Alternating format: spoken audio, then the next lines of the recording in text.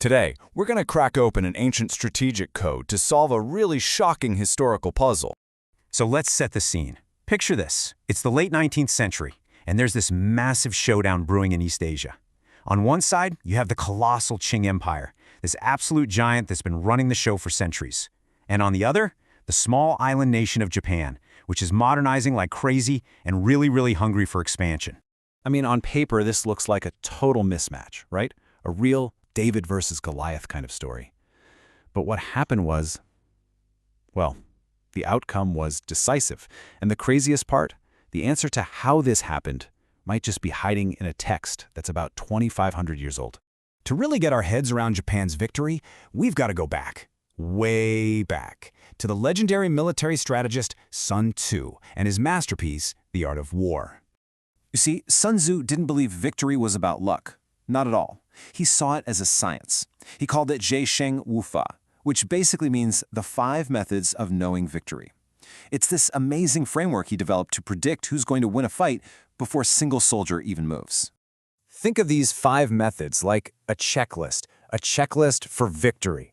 So what we're going to do now is use this exact lens to analyze what was happening right before the First Sino-Japanese War. And you'll see how Japan systematically checked every single box.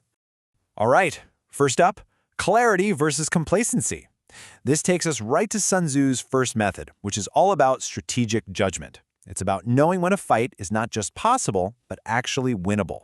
And wow, the difference here is just night and day. Japan had this crystal clear, long-term plan for war. They knew exactly why they could fight and when to fight. But the Qing dynasty, they were pretty much strategically blind, just cruising along thinking everything was fine and that Japan only wanted better trade deals. And this quote from a Japanese spy just nails it. He reported that the Qing dynasty was like an old, dilapidated house with a fresh coat of paint. See, Japanese intelligence wasn't fooled by appearances. Their spies on the ground saw the deep internal decay, the corruption, the weakness that everybody else missed. They knew that house was ready to fall. So, next up, preparedness versus negligence. And all that incredible intelligence gathering, well, it fed directly into another one of Sun Tzu's key principles, being prepared for an enemy who isn't. Get this. From 1890 onwards, Japan poured a mind-blowing 60% of its entire national budget into developing its army and navy.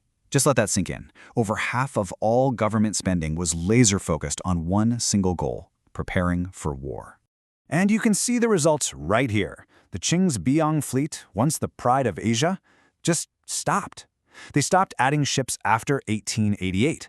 But Japan's massive investment allowed it to blow right past its rival. Now, this also shows another of Sun Tzu's methods in action, knowing how to use your forces. Japan's new ships weren't just more numerous, they were faster, with quicker-firing guns. They mastered modern naval tactics while the Qing fleet rusted.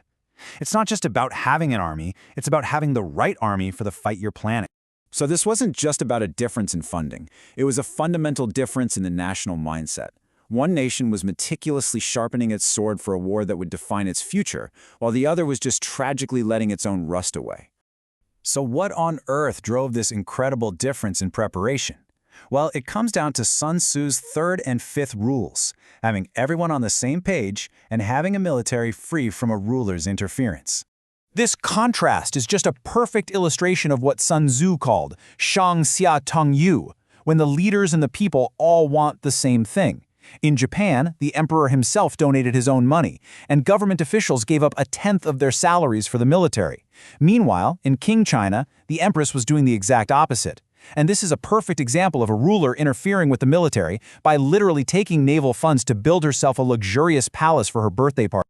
So when you look at it through Sun Tzu's complete 5-point framework, the result of the First Sino-Japanese War, well, it starts to look less like a shocking upset and more like a strategic inevitability. Japan's clear-eyed analysis, based on all that deep intelligence, led them to a pretty chilling conclusion. The Qing dynasty was, and this is their words, a piece of fat meat that could be swallowed in one bite.